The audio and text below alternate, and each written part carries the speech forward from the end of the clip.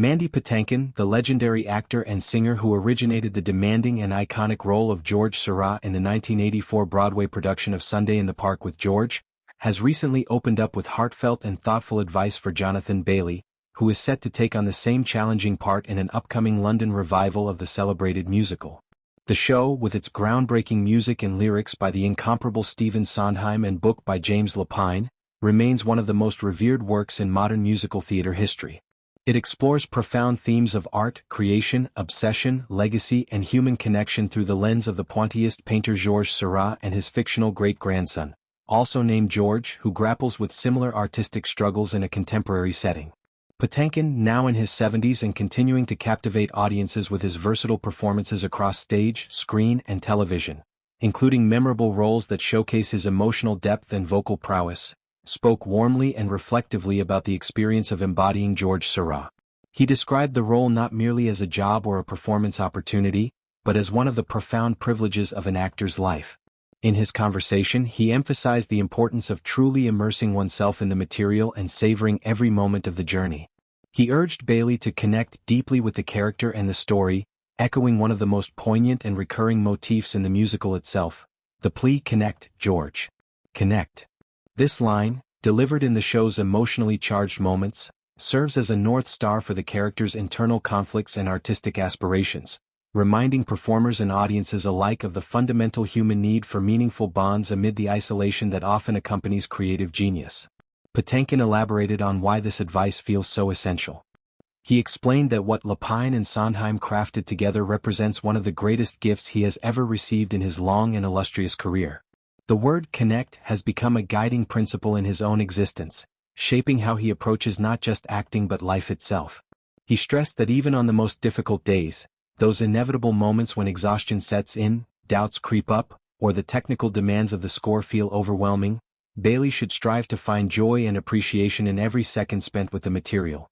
"This is as good as it gets," Patinkin declared, underscoring the rare and transcendent quality of working on a piece that combines such intellectual rigor, emotional honesty, and artistic innovation. The musical structure, which weaves historical fact with fictional narrative, its intricate Pointillist-inspired staging concepts, and its Sondheim-penned score that shifts seamlessly between introspection and exuberance, all contribute to an experience that Patinkin views as unparalleled.